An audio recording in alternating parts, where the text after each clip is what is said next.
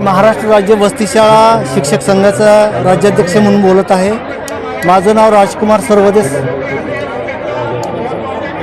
आज शिक्षण मंत्र्यांनी आम्हाला आमच्या प्रश्नविषयक बोलवलं होतं। आमचा मुख्य प्रश्न आहे वाडी वस्ती तांडेपाडे या आदिवासी डोंगराळ दुर्गम भागामध्ये ज्ञानदानाचं पवित्र कार्य केलेल्या सेवेतील व सेवानिवृत्त 2001 पासून सेवेत कार्यरत असलेल्या वस्तीशाळा शिक्षकांना 1982ची जुनी पेन्शन, जुनी सेवा तसेच वरिष्ठ व निवड श्रेणीचे लाभ देण्यात यावेत। याविषयी आमची हे बेमुदत साखळी उपोषण सुरू आहे। आमचे 1,500 ते 2,000 वस्तीशाळा शिक्षक बांधव आज रिटायर झालेत। कोण भाजी विकण्याचं काम करतोय, कोण रोजगाराचं काम करतोय, शेतीमध्ये काम करतोय, रोजंदारीचं वेठबिगारीचं काम करतोय। आज हलाखीचं जीवन जगत आहे आमचा बांधव। त्याच्यामुळे आमच्या डोळ्यामध्ये आश्रू आहे। परंतु शासन विचार करते परंतु सकारात्मक होत नाही आहे। भाजपचे आदरणीय अभिमन्यूजी पवारसाहेब आमच्या बाजूने उभे आहेत परंतु ठोस निर्णय होत नाही। परंतु आम्हाला अपेक्षा आहे आदरणीय सन्माननीय लोकनेते वस्तीशाळा शिक्षकांचे प्राण आदरणीय अभिमन्यूजी पवारसाहेब आमचा निर्णय करणार आहेत आणि आम्ही सर्व वस्तीशाळा शिक्षक हे सत्तेच्या बाजूने आहेत। भाजप सत्तेतील अजित पवार गट, शिंदे गट यांच्या बाजूने आहेत आम्ही आणि आम्हाला 100% खात्री आहे की सत्तेतील सरकार आमचं काम करणार आहे।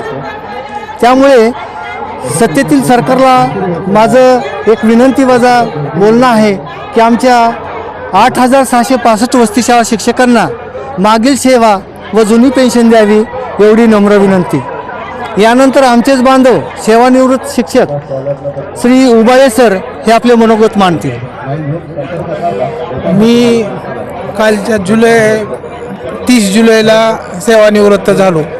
माझी सेवा पगारी सेवा 10 वर्षे झाली, 11 वर्षे 3 महिने झाली। मी 2001चा आहे।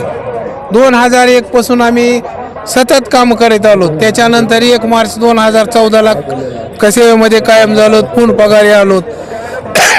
हे चालू असताना आता रिटायर झालो मी, मला 1 रुपयासुद्धा मिळाला नाही। NPS ही जी योजना आहे ती साफ खोटी NPS योजना आहे। 1800 रुपये काम मिळते। ज्या माणसाने, ज्या शिक्षकाने 70,000 रुपये पगार घेऊन सेवेत काम केलं त्या माणसाला रिटायरचं फळ किती मिळतं? 1800 रुपये। 1800 रुपये हा कुठल्याच महिलेला रोजगार नाही, 1800पेक्षा जास्त आहे। आणि असा महिलाचा सुद्धा रोजगार नाही।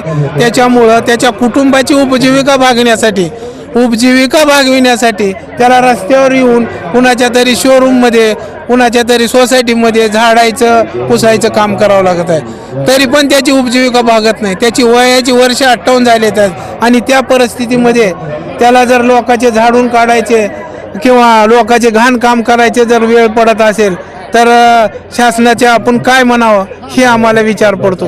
त्याच्यानंतर आम्ही सन्माननीय आदरणीय अभिमन्यूजी पवार साहेबांना भेटलोत। आम्ही त्यांच्या मार्फत प्रयत्न करायला लागलोत। हे का प्रयत्न करायला तर त्यांनी किंवा कालच्या अधिवेशनामध्ये, हिवाळी अधिवेशनात नागपूरमध्ये त्यांनी आमचा मुद्दा पहिल्या दिवशी उपस्थित केला।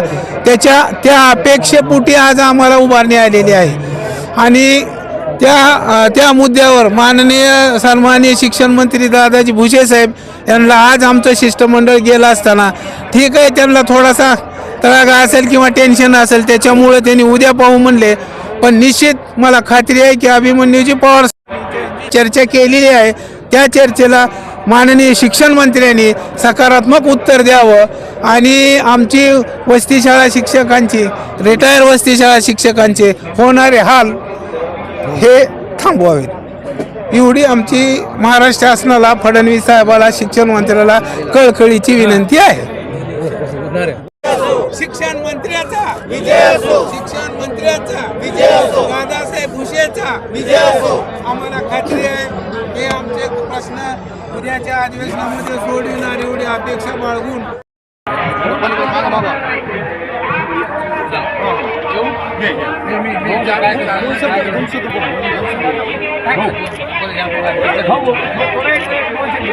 हॅलो माननीय मुख्यमंत्री साहेब आणि विद्यमान आमदार साहेब आपण शब्द त्यांचे मनोगत एकाला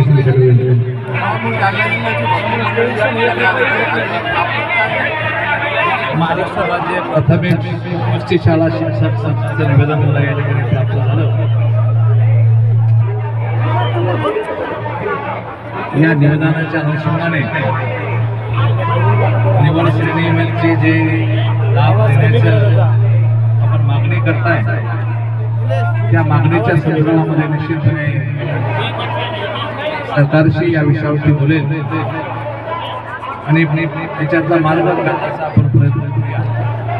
मी तुमच्या आंदोलनाला या ठिकाणी पाठिंबा देतो आणि आपली मागणी व्यासपीठावर किंवा फोनवर सभागृहाने मांडण्याची संधी मिळावी अशा प्रकारची मागणी मी अध्यक्षांकडे करतो. धन्यवाद.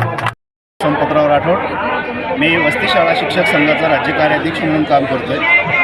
आम्ही मागल्या 2 दिवसापासून या ठिकाणी उपोषणाला बसलेलो आहोत. आम्ही 2001 पासून वाडी, तांडे, वाडे अशा छोट्या छोट्या गावामध्ये वस्ती शाळा म्हणून महाराष्ट्र शासनाने निर्मिती केली आणि त्याच्यावर आपण कार्य केलं आणि एकदम चांगल्या प्रकारे काम केलं आणि आमचं त्यावेळेसपासून आम्ही आंदोलन वगैरे करत 2014पर्यंत आम्हाला शासनानं सेवेमध्ये घेतलं, वेतन श्रेणी दिली. पण आमचे ज्यावेळेस वेतन श्रेणी धरली गेली त्यावेळेस महाराष्ट्र शासनानं आम्हाला मागलची आमची मूळ सेवा जी आहे ती ग्राह्य धरली नाही. तर महाराष्ट्र शासनानं आमची जी मूळ सेवा आहे ती ग्राह्य धरून आम्हाला जुनी पेन्शन योजना लागू करावी असं या मुद्द्यासाठी आम्ही या ठिकाणी उपोषणाला बसलेलो आहोत. आपली मागणी पूर्ण न झाल्यास काय कराल सर? आमची जर मागणी पूर्ण नाही झाली तर या महाराष्ट्र शासनाला सांगू इच्छितो यापेक्षाही तीव्र आंदोलन अख्खा महाराष्ट्रामध्ये जिल्ह्यामध्ये छेडलं जाईल. एवढंच नाही, हे अधिवेशन इथंच नाही तर मुंबईसुद्धा आम्ही जाम करू शकतो. एवढंसुद्धा आम्ही महाराष्ट्र शासनाला तुमच्याद्वारे सांगू इच्छितो की आमचा प्रश्न तात्काळ मार्गी लागावा, नाहीतर आमचा उपोषण जे आहे, आमचा जो पुढचा लढा आहे तो एकदम अति तीव्रतेचा लढा राहील असा मी शासनाला इशारा देतो. आता कोणते आमदार येऊन गेले आश्वासन देऊन गेले? आतापर्यंत नाही, आता जे आले आता अर्जुन भाऊ खोतकर भोकर जिल्ह्यात जालना जिल्ह्याचे आमदार येऊन गेलेले आहेत. त्यांनी प्रश्न मार्गी लावण्यासाठी सांगितलेलं आहे. आणि एवढंच नाही तर आमचे भाजपचे आमदार अभिमन्यू पवार साहेब यांनी सुद्धा लक्षवेधी मांडलेली आहे. मागल्या बऱ्याच दिवसापासून त्यांनी आमच्यासाठी वेळोवेळी संसदेमध्ये विधानसभेमध्ये प्रश्न उपस्थित केला आहे.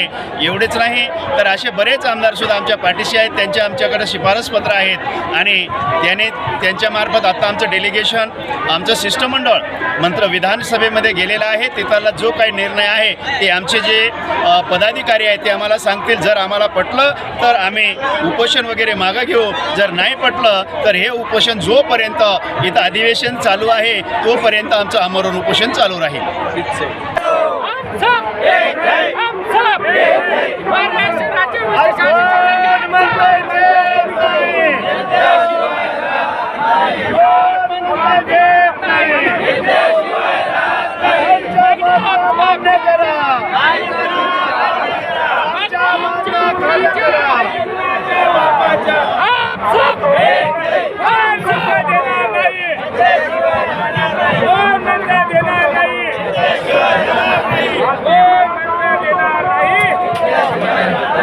प्राथमिक शिक्षक संघटनेचा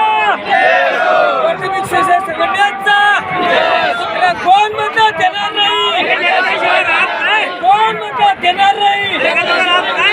मागणी आमच्या हक्काची, मागणी आमच्या हक्काची.